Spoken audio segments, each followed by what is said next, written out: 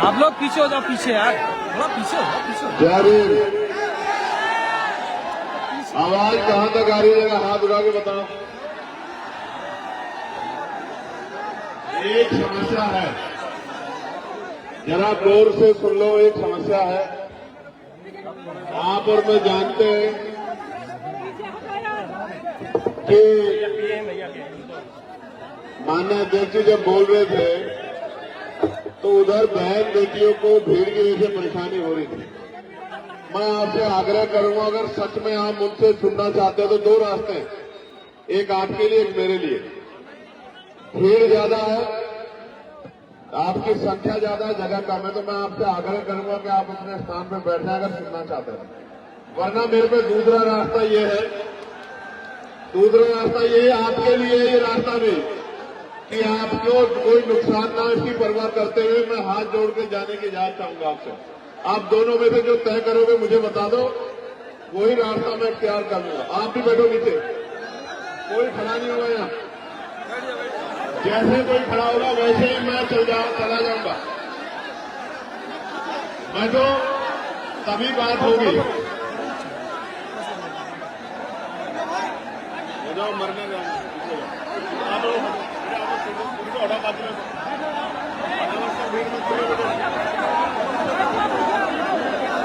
मेरी आके भाइयों को छोड़ के बाकी मूछों पे ताओ बैठ के दे लो, मैं खड़ा हूं। भाई बैठ जाओ, बैठ जाओ। अब अगर आप खड़े हो तो मैं छोड़ दूंगा, सीधी बात है। देखो, बिल्कुल ये वाले भी जब तक नहीं बैठेंगे बात नहीं होगी। आप बैठ के माहौल बनाओगे तो ही बात होगी। और ये जो पेड़ पे चढ़े हुए वहां एक गिर मत जाना, कहां से लाऊंगा मैं तुम जरा भाई, कहां चढ़े हो पेड़ पे? देखो वो, देखो वो कहां चढ़ा पेड़ पे, 6 मंजिल पे है, नीचे उतर जा भाई। हाथ जोड़ते हैं, नीचे उतर जाओ, कहां में लाएंगे सब भाई। और ये कि तुमने छतों पे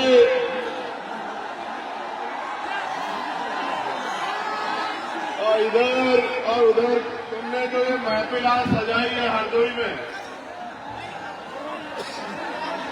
और आपकी प्रशंसा में शब्द नहीं है हमारे पास। आज बैठ के व्यवस्था करा दो तो बात हो जाए, वरना मीडिया से अपनी बात रख के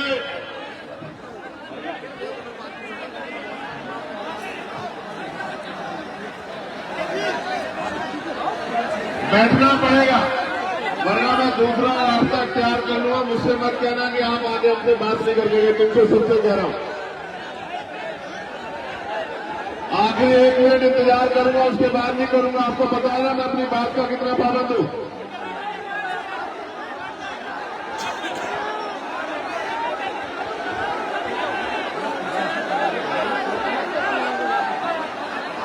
पच्चीस सेकंड बाकी है, 25।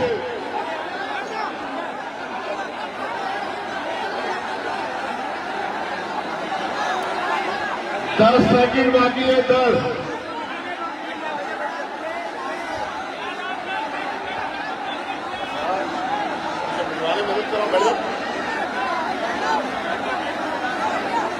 पांच सेकंड बाकी है, 5,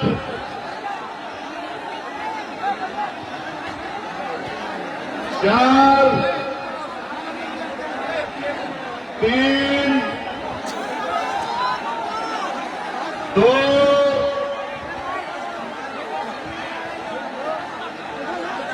1। चलो आप लोग नहीं बैठ रहे तो मैं आपसे धन्यवाद करता हूं। मैं धन्यवाद तो कर दूं आज के कार्यक्रम के साथियों का जाने से पहले मैं धन्यवाद करूंगा छोटे भाई और हमारे नेता डॉक्टर कुलदीप भार्गव जी का, जो प्रदेश संयोजक है भीम आर्मी के, छोटे भाई विकास बाबू का, डॉक्टर देव खुर्शीद साहब का, शैलेंद्र राजवंशी जी का, हमारे नेता सौरभ किशोर साहब का, इमरान खान साहब का, अमित गौतम साहब का, अनीश गाजी साहब का, अरविंद राजवंशी जी का, संतोष गौतम जी का, राकेश राजवंशी जी का, विश्वदीप चौधरी जी का, दिनेश गौतम जी का, सुशील गौतम जी का, धर्मेंद्र घोष जी का, सौरभ भारती जी का, राजा राम माथुर जी का, हरेंद्र कुमार जी का, विनोद गौतम जी का, प्रेमचंद प्रधान जी का, संजय रावत जी का, श्री भुरन जी का, रोहित चौधरी जी का धन्यवाद। और मूलचंद आजाद जी का, छोटे भाई करण पासी जी का जो हमारी जिगर का टुकड़ा है यहाँ,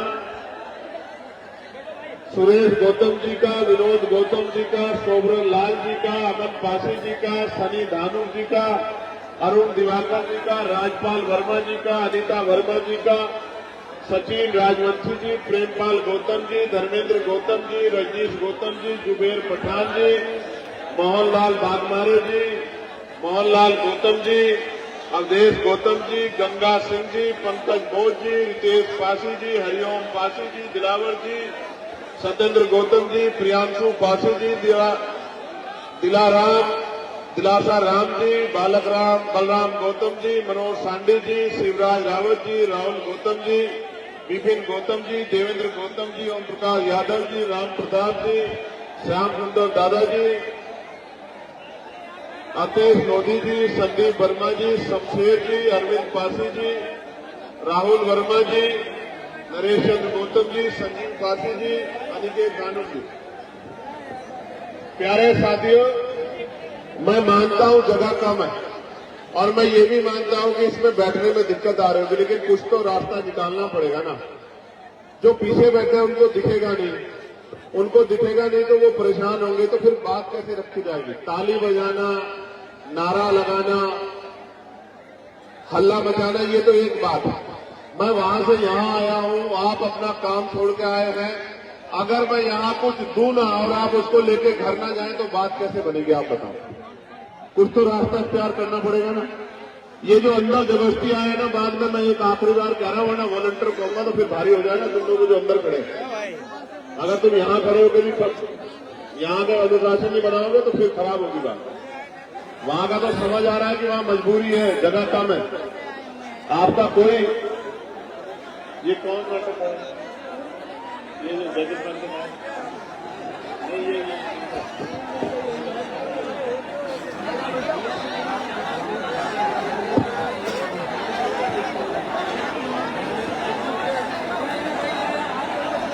बैठो बच्चों, बैठो, प्यारे भाइयों बैठ जाओ, बैठ जाओ, आज बैठ जाओ।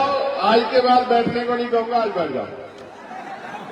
आज के बाद तो आपको बैठने के लिए नहीं, आज के बाद बैठने के लिए, खड़ा होने के लिए कहने आया, इसलिए आज बैठ जाओ। आज नहीं बैठोगे तो आज ही खड़े हो जाओगे तो बिगड़ जाएगा सब। चलो मेरी बात पर गौर करो। मैं सर्वप्रथम तो बहुजन समाज में जन्मे सभी संतों, गुरुओं, महान पुरुषों को नमन करता हूं। और आज का जो कार्यक्रम है, ये महाराजा बिजली पासी जी की जयंती के अवसर पर रखा गया है।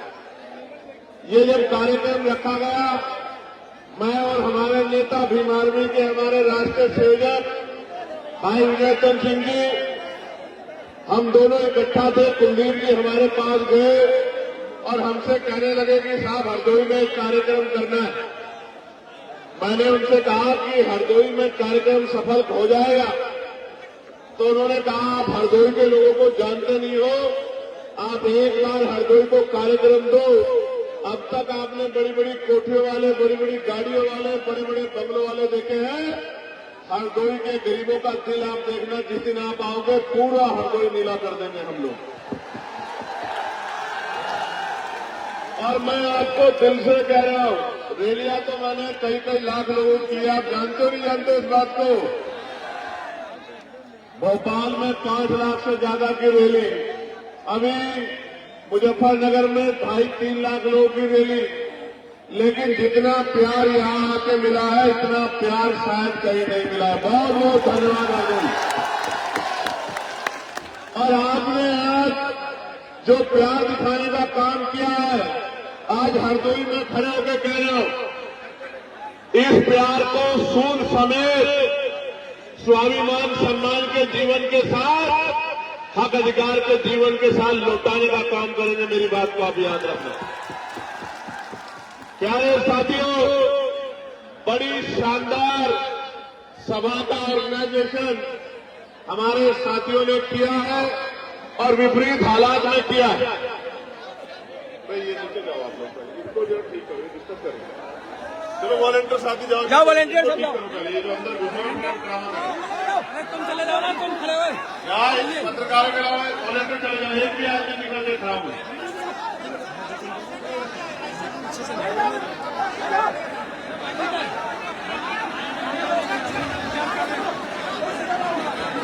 ये पुलिस से पूछो यार, ये उनका काम है। उनको ये लोग नहीं दिखाई दे रहे, इनमें से कोई विरोधी आके गोली भी चला सकता है, ये उनका काम है। लेकिन कमजोर वर्गों के नेताओं की कोई हैसियत नहीं है इस देश में। हम समझते हैं इस बात को, हम क्या भूल जाएंगे इस बात को कि पुलिस क्या कर रही थी। हम कोई हाथे नाक काट नहीं कि हम लोग व्यवस्था करना, जहां सरकारी कर्मचारी लगा के प्राइम मिनिस्टर की रैलियां होती है, वहां हमसे क्या कहलवाना चाहते हैं हम नहीं जानते क्या हमसे ज्यादा लोग हैं किसी के पास, हमें नहीं पता। हम एक ऐलान कर देंगे कि दिल्ली, लखनऊ दिल्ली वालों की टांगे और कुर्सियां दोनों हिल रही हैं, हम जानते नहीं कि अपने संगठन की शक्ति को। जिनको आज हल्के में ले रहे हैं वो कल राजकाज में बैठेंगे लखनऊ में, फिर उस दिन आपसे बात होगी। मेरी बात को आप याद रखना। क्या हम लोग भूलने वाले लोग हैं? नहीं, हम भूलने वाले लोग नहीं। हम सबका सम्मान करते। मैं साथियों से कहूंगा कि वो बैठ जाए। बहुत इंपॉर्टेंट बातें करनी है, वो बैठ जाएंगे तभी बात बनेगी, वरना व्यवस्था बनती रहेगी। कुछ तो ये लोग मदद नहीं कर रहे, कुछ लोग आप ज्यादा उत्साह में, खराब हो रही है चीजें, तो बात करने का फ्लो ही नहीं बन पाएगा, फिर खराब हो जाएगा। फिर तो नमस्ते, सलाम, आदाब, सत श्री अकाल, जय भीम होकर खत्म करना पड़ेगा।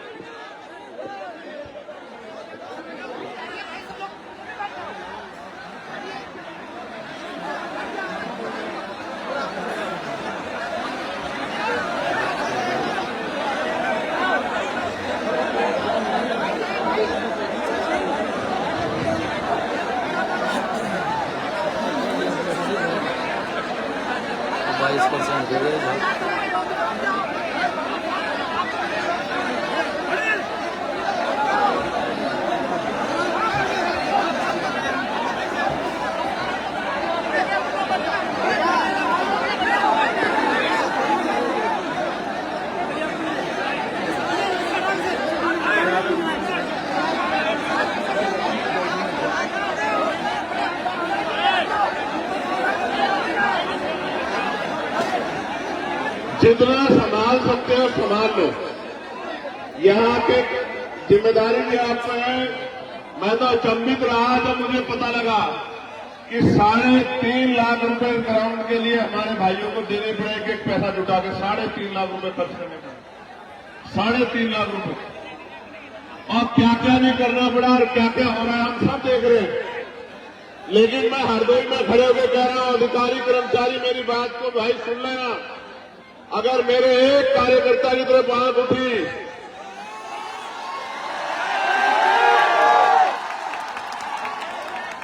वो सुना था आपने पार्लियामेंट में, मैं सुनाता हूं आपको। मैं कहना नहीं चाहता था क्योंकि उनको मैं इतनी गंभीरता से नहीं लेता, लेकिन मैं ये कहना चाहता हूं कि लोकतंत्र है। अगर मेरे एक कार्यकर्ता की तरफ आंख उठी तो इस बार हरदोई पैदल आऊंगा। मेरी बात को याद रखना। बड़े बिल्डिंग वाले जो सत्ता के साथ बदल जाते हैं, उन नेताजी के कान में बता देना, मुकाबला बिकाऊ लोगों से नहीं है, मुकाबला टिकाऊ लोगों से है। ये बात उनको बता देना जरूर। बेटे ये बस बीच वाली व्यवस्था और करा दो, 15 मिनट में खत्म करूंगा। मैं समझता हूं कि बहुत भीड़ है, ये वाली करा दो बस धन्यवाद हो जाएगा आपका। वो जो वो सामने बस फिर ठीक हो जाएगा। चलिए गौर कीजिए प्यारे साथियों, आज हम लोग हरदोई में एक महत्वपूर्ण अवसर पर और आजाद समाज पार्टी भीम आर्मी के संघर्ष को मजबूत करने के लिए इकट्ठा हुए। और सबसे पहले मैं बात करूंगा उस शासक में जिसका लोहा 12वीं शताब्दी में पूरे देश ने माना था। बिजली जैसी तेजी से जो दुश्मन पर हमला करते थे, पलक झपकते ही स्थान बदल लिया करते थे। एक प्रहार से ही 10-10 लोगों के सर धड़ से अलग कर दिया करते थे। ऐसे महाराजा बिजली पासी को मैं नमन करता।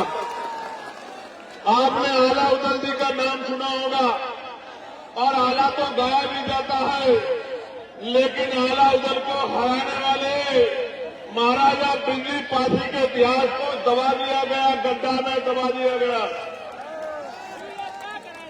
अवध क्षेत्र में सामंतवादी ताकतों को समाप्त कर सामाजिक न्याय के संकल्प को मजबूत करने वाले, भाईचारा को बढ़ाने वाले 103 दिनों तक लगातार गाजर युद्ध में की भूमि में डटे रहे और विजय प्राप्त की, और राजा जयचंद की 5 गुना सेना को अपने पराक्रम से धूल छटा देने वाले महाराजा बिजली पासी जी को आज हम लोग नमन करते हैं उनके जयंती के अवसर पर।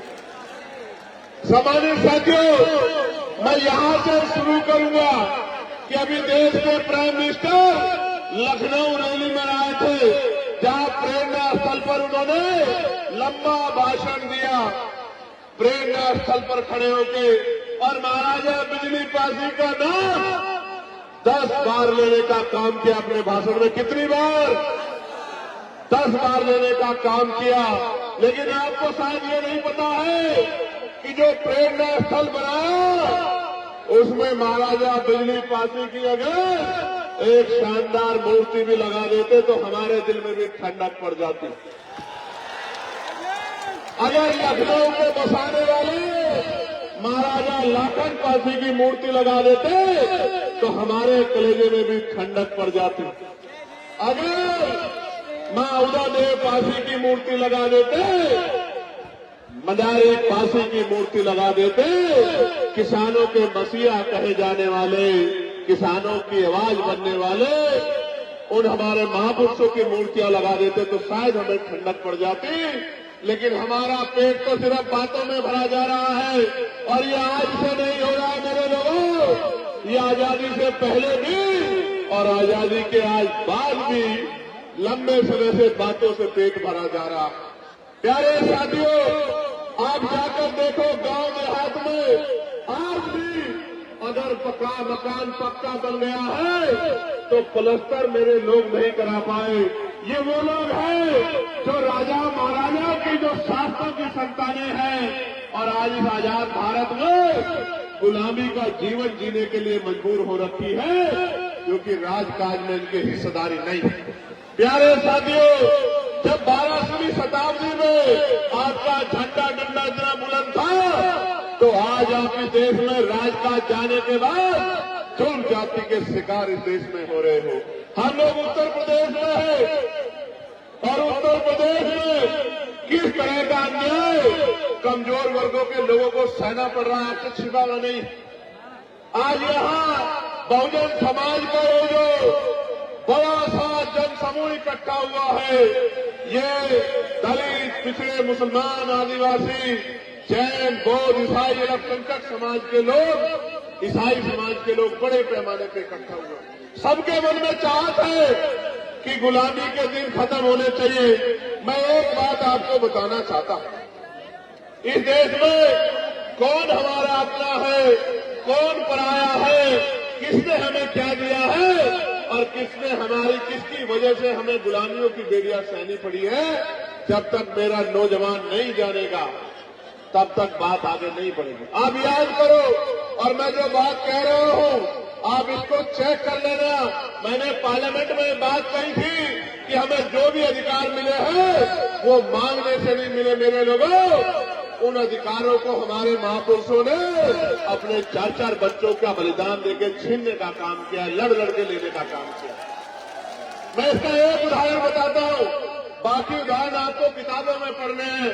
मैं आपको याद दिला देना चाहता हूं कि जब भारत गुलाम था तो गुलाम भारत में 1919 से पहले 3% लोग वोट करते थे। कितने परसेंट लोग?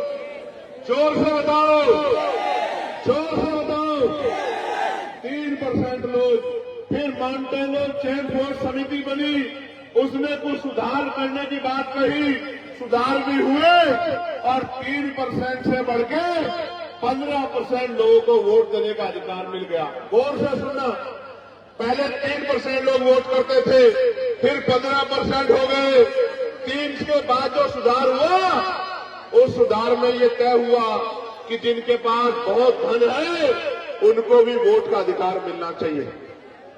जिनके पास जमीनें हैं, जमींदार हैं, उनको भी वोट का अधिकार मिलना चाहिए। जिनके पास जो टैक्स पेयर है, व्यापारी है, बिजनेसमैन है, उनको भी वोट का अधिकार मिलना चाहिए। जो बहुत पढ़े लिखे हैं उनको भी वोट का अधिकार मिलना चाहिए। और जो राजा महाराजाओं के परिवार से आते हैं उनकी पीढ़ियों को भी वोट का अधिकार मिलना चाहिए। 3% से बढ़ के 15% हो गए। 15% लोगों में आपको जानना चाहिए, एक भी दलित, पिछड़ा, आदिवासी और कमजोर वर्ग, गरीब समाज का व्यक्ति नहीं था। मैं बताना चाहता हूं, मीडिया के लोग मुझे सुन रहे हैं, हालांकि दिखाना तो आपको वही है जो आप दिखाना चाहते हैं। मैं कोई ऐसी बात कह दूंगा तो आप कहेंगे चंद्रशेखर ने ऐसी बात कह दी, मगर मैं आज कहूंगा तो जरूर आप सुन लेना, आप सुना देना। मैं आपको बताना चाहता हूं, मैं इतिहास की बात कर रहा हूं, मैं इतिहास का स्टूडेंट हूं, मैं वकील हूं। 15% लोगों में देश को जानना चाहिए, एक भी दलित, पिछड़ा, आदिवासी नहीं था। कौन थे? सामान्य जाति के लोग। कौन थे? सामान्य जाति के लोग कौन थे? सामान्य जाति के लोग। सामान्य में भी जो गरीब सामान्य थे वो भी नहीं थे। कौन थे? जो मजबूत, ताकतवर, पैसे वाले, संपन्न सामान्य जाति के लोग थे, वही वोट का काम इस देश में करते थे। वही वोट का काम इस देश में करते थे और उन्हीं के द्वारा सरकारें अंग्रेजों के राज में चुनी जाती थी।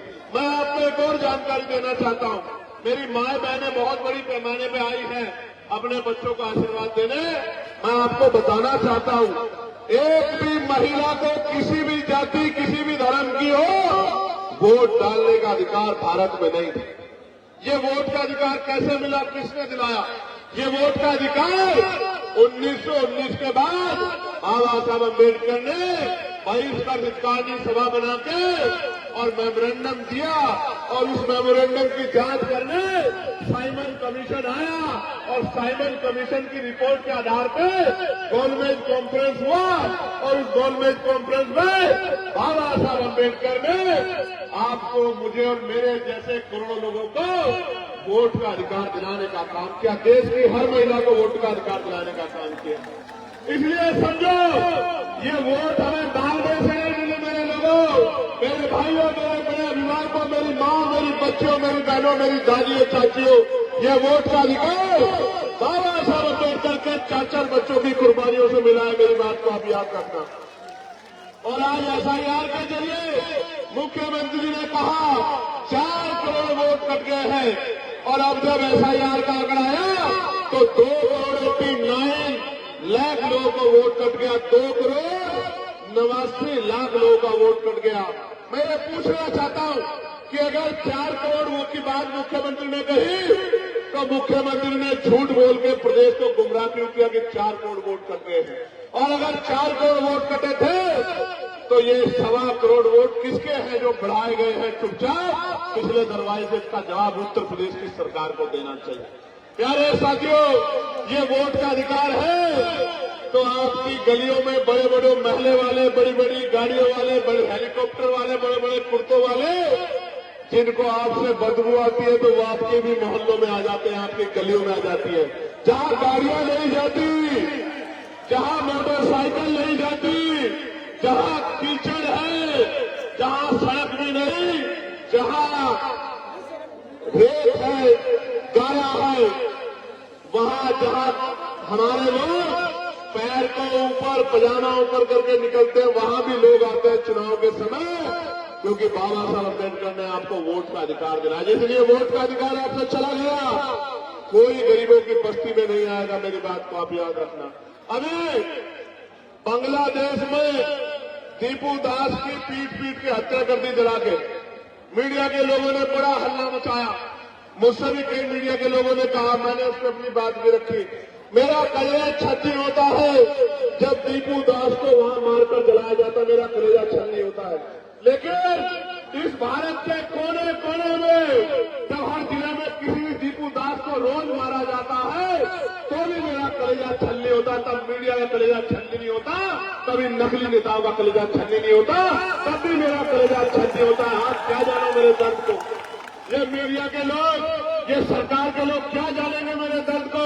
जब राजस्थान में मटकी छूने पे इंद्र मेघवाल को मारा जाता है, जब मूछे रखने पे जितेंद्र मेघवाल को मारा जाता है, जब ओम प्रकाश रहकर फांसी लगा लेता है, जब पूरे प्रदेश में, उत्तर प्रदेश में मेरी बच्चियों को नोचा जाता है, उनके कपड़े फाड़े जाते हैं, तो मेरा कलेजा छल्ली होता है। तो मैं क्या बता मेरे दर्द का। जिस दिन चंद्रशेखर आजाद इन गरीबों की ताकत से आगे बढ़ गया, किसी गुंडे की हिम्मत नहीं होगी मेरी बच्ची की तरफ आंख उठा के देख ले। याद रखना मेरी बात। अभी तो मौसम बदल रहा है, अभी मौसम बदल रहा है, तो ये मुझसे कहते हैं आप बोलते नहीं हो, बोलते नहीं हो। मैं तो रोज बोलता, मैं जानता अगर कहीं किसी में अन्याय होगा तो भीम आर्मी के लोग बोलेंगे, आजाद समाज पार्टी के लोग बोलेंगे।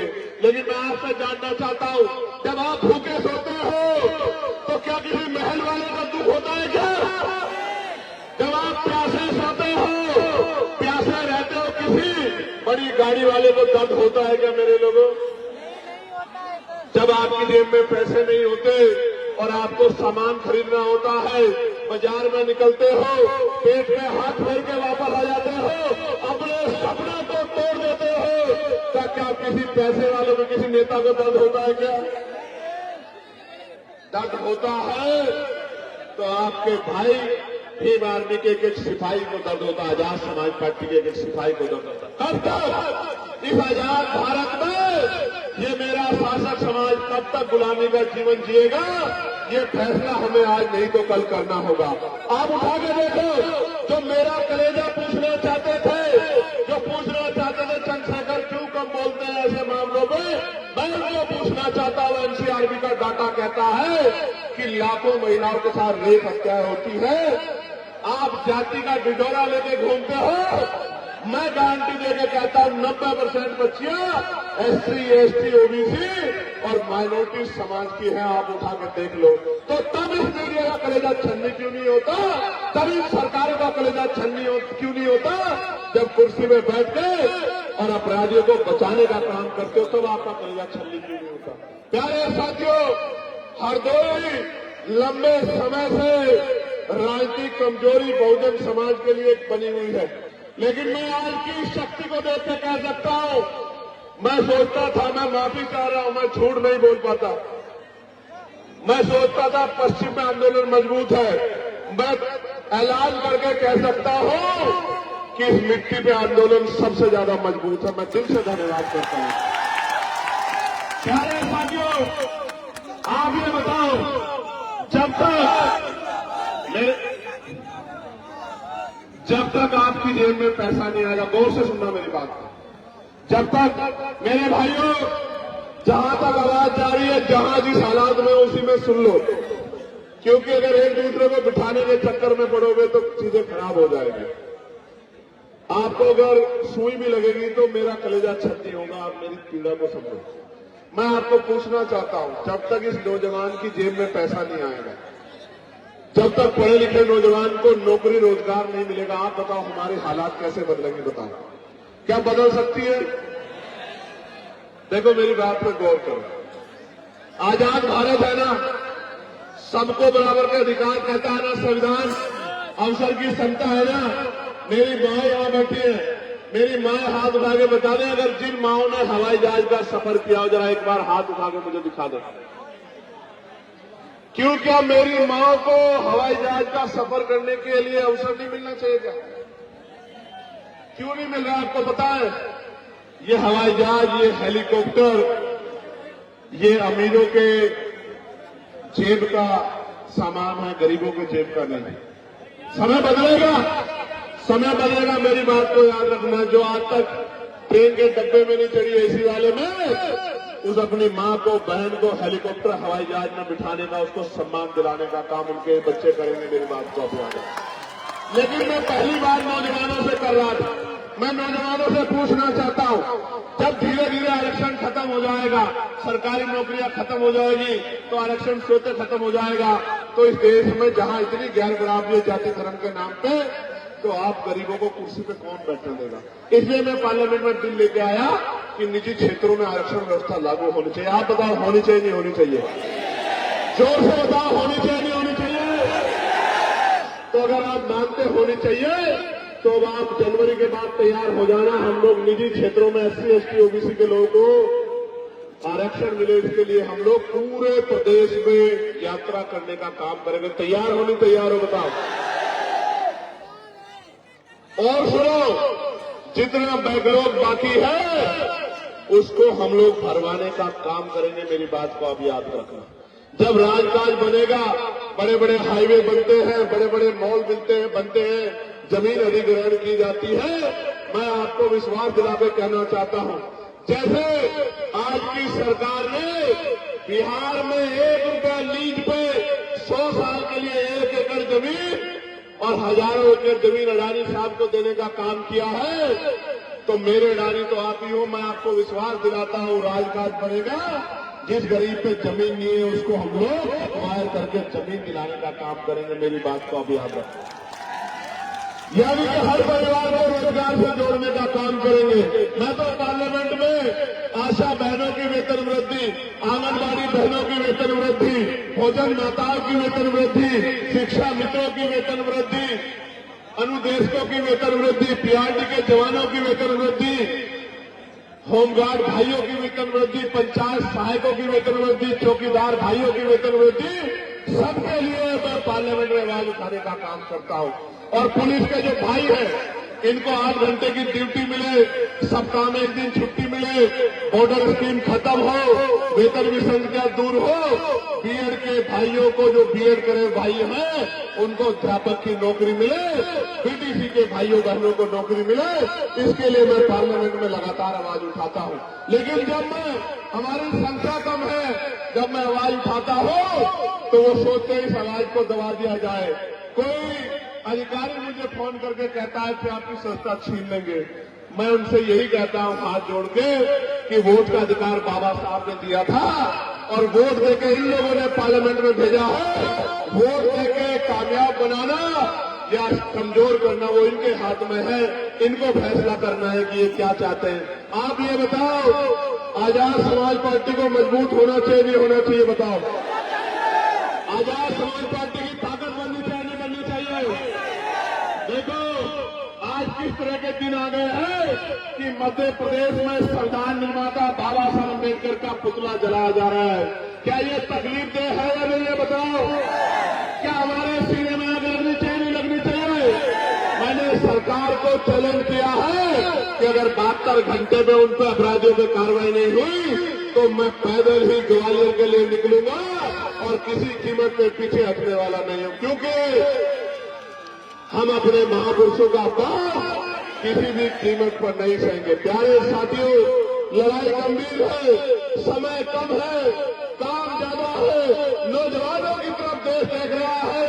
एक वो लड़ाई थी जो आजादी का संघर्ष था, जो शहीद आजम सरदार भगत सिंह जी ने, पंडित चंद्रशेखर आजाद जी ने, सुखदेव जी ने, तमाम हमारे क्रांतिकारियों ने लड़ने का काम किया। और एक और तीसरी आजादी का संघर्ष, अधिकारों का संघर्ष अब भीम आर्मी आजाद समाज पार्टी के नेतृत्व में शुरू होने वाला है।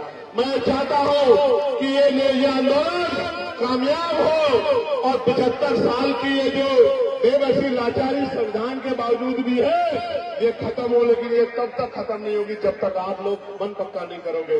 बताओ मेहनत करोगे नहीं करोगे? घर घर निकल के बूथ कमेटी बनाओगे नहीं बनाओगे? मेरी बात को घर घर तक पहुंचाओगे नहीं पहुंचाओगे? अपने संगठन को मजबूत करोगे नहीं करोगे? अपने झंडे डंडे को घर तक पहुंचाओगे नहीं पहुंचाओगे? भाईचारा बनाए बगैर हम लोग कामयाब नहीं हो सकते, इस बात को आप समझो। अगर भाईचारा नहीं बनेगा बहुजन समाज में तो लड़ाई आगे नहीं बढ़ेगी। भाईचारा बनाओगे नहीं बनाओगे? बताओ। मेरी बात पे गौर करो मेरे नौजवान साथियों। हमारी माए हमारा पेट पालने के लिए तमाम तरह के प्रयास करते, कोई फैक्ट्री में काम करती है, कोई घर की सफाई करती है, कोई खेत में काम करती है। मेरे दिल में ये तकलीफ होती है कि जिन माओं को जो है इज्जत सम्मान की जिंदगी मिलनी चाहिए थी, उनको हम मिला नहीं पा रहे। मैं आपको विश्वास दिलाता हूं, आपके क्षेत्रों में उद्योग धंधे लगा के राजकाज बनने के बाद माओं को घर तक रोजगार दिलाने का काम किया जाएगा। इस बात का मैं आपको विश्वास दिलाता हूं। नौजवान भाइयों को रोजगार दिलाने का काम किया जाएगा, पुरानी पेंशन को बहाल कराने का काम किया जाएगा, SC ST OBC के कर्मचारियों को प्रमोशन में रिजर्वेशन दिलाने का काम किया जाएगा और गरीबों के आंसू पोंछने का काम किया जाएगा। लेकिन ये तभी संभव है जब आप सड़कों पे, तो मैं आपकी क्षमता को देखता हूं, मोटरसाइकिल दौड़ाते हैं खूब। मैं डरता हूं किसी को चोट ना लग जाए। कोई माँ ये ना कहे कि मेरे बच्चे को चोट लग गई, मेरे भाई को चोट लगेगी, मुझे तकलीफ होगी। लेकिन मैं आपसे आग्रह करता हूं, बहुत समझदारी से आया जाया करो। हमारे महापुरुषों ने अपने बच्चों का बलिदान हम लोगों को इज्जत की जिंदगी दिलाने के लिए किया है। अगर आप लोग डटोगे नहीं तो बात आगे नहीं बढ़ेगी। ये जो नीला पटका पहन के ये जो नीली फौज बैठी है, जरा लाना वो बात जरा उठी। यही सीतापुर वाला कोई बोला था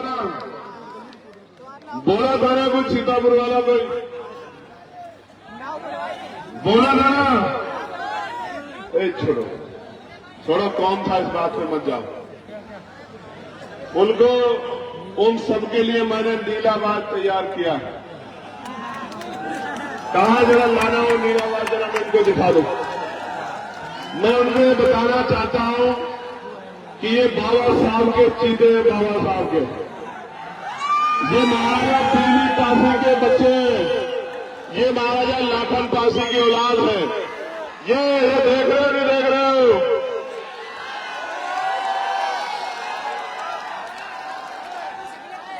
ये बाजी सोने नहीं देगा उन लोगों को रात में, मेरी बात को आप याद रखना। और बाज के साथ साथ मजबूत नेता भी तैयार किए हैं। भीम आर्मी ने किए नहीं किए? बताओ। मेरी तो बहुत बड़ी इच्छा है, मैं इसको अपने नेता को इस बार नेतृत्व करते देखना चाहता हूं।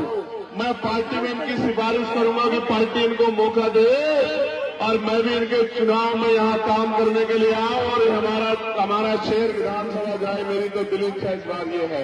लेकिन ये तभी संभव होगा जब आप लोग मेहनत करोगे नहीं करोगे? यहाँ से जाके काम करोगे नहीं करोगे? बूथ कमेटी बनाओगे नहीं बनाओगे? भाईचारा कमेटी बनाओगे नहीं बनाओगे? घर घर जाकर मेरी बात को पहुंचाओगे नहीं पहुंचाओगे? अन्याय के खिलाफ लड़ाई लड़ोगे नहीं लड़ोगे? एक आखिरी बात आपको कहना चाहता हूं, और ये मेरी बात है, कहा जाने को बताओ। जब आप दोनों हाथ उठाओगे तभी ये कहूंगा, इससे पहले नहीं कहूंगा। अभी दोनों हाथ आए उठ रहे हैं सब लोग, उधर वालों के भी उठ रहे हैं, उधर वालों के। अच्छा ठीक है, उठा लिए। जो नौजवान पढ़ रहा है, पढ़ाई कर रहा है, मैं आज अपने उस भाई को विश्वास दिलाता हूं, वो पढ़ाई करे, पढ़ाई लिखाई में अपने आप को पीछे न रखे, वो कोई काम ना करे, वो मीटिंग में ना जाए, वो बूथ कमेटी ना बनाए, कोई बात नहीं, चल जाएगा। लेकिन मैं उसको कहना चाहता हूं, उसकी माँ उसके पिता अपना पेट काट काट के उसको पढ़ाने के लिए लगा रहे हैं। मैं उससे कहना चाहता हूं मेरे नौजवान भाई से, वो खूब पढ़ाई करे, खूब बेहतर पढ़ाई करे, ज्ञान में किससे पीछे आ रहे और आने वाले कल में समाज का नेतृत्व करे। निकम्मे नेताओं की जरूरत इस कमजोर समाज को नहीं है।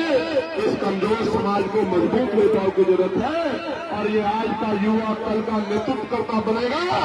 लोकसभा विधानसभाओं में कमजोरों की आवाज बनेगा।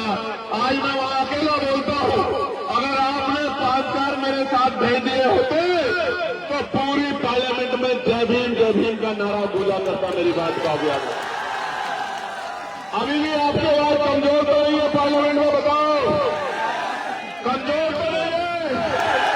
अब इसको मजबूती देने का काम 2027 में और तीसरे पंचायत चुनाव में आपको करना है। बताओ तीसरे पंचायत चुनाव में ताकत दोगे नहीं दोगे? बताओ जिला पंचायत के सदस्य बनाओगे नहीं बनाओगे? किसी दूसरे के चक्कर में तो नहीं आओगे? पक्का किसी के गांव में तो नहीं आओगे? स्वाभिमान सम्मान को मजबूत करोगे नहीं करोगे? घर से निकल के काम करोगे नहीं करोगे? बहुत बहुत धन्यवाद। आज की सभा को जितने नंबर दिए जाए कम है। कितने नंबर दूं 100 में से बताओ? आप ही बताओ, थोड़ा आरती मान लेंगे या हमारे ऊपर छोड़ दो। तो 100 में से 110 नंबर दिए आपको आज के लिए। जिंदाबाद हरदोई, जिंदाबाद करण, जिंदाबाद मूलचंद, जिंदाबाद कुलदीप, जिंदाबाद हरदोई की महान जनता, मेरा नौजवान भाई, मेरी माएं, मेरी बहनें, मेरी बच्चियां, मेरे बच्चे, मेरे विवाह और तमाम हमारे संगठन के वो साथी जो यहाँ संगठन चलाती मेरी बहनें, तमाम सब लोग जिंदाबाद। और अनुशासन में जाना भाई, मुझसे मैं हाथ जोड़कर कह रहा हूं उसे, अनुशासन में जाना।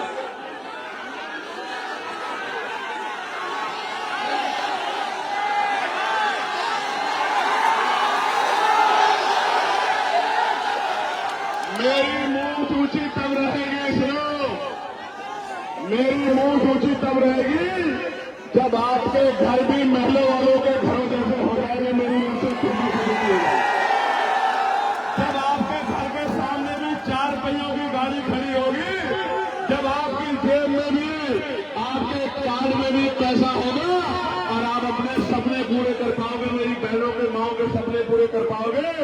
मेरी मुंह से भी ऊंची हो जाएगी, मेरा जीवन सफल भी हो जाएगा। मेरी बात का अभी याद रखना। सुनो, गोली से मरने वाला नहीं हो, मेरी बात को याद रखना। दुश्मनों को कहो कोई और हथियार बनवाए। एक बार पैदा होता है आदमी, एक बार मरता है, कोई और हथियार बनाए। दुश्मन की गोली से मरने वाला नहीं हो। बाबा साहब का सिपाही हूं, बाबा साहब का बेटा हूं, याद रखना मेरी बात। और लाखों माँ बहनों का आशीर्वाद लेके, अपने बड़ों का, बुजुर्गों का आशीर्वाद सर पे लेके चलता हूं। दुश्मन की गोली भी फूल बनकर मेरा स्वागत करती है। आपका भाई हो।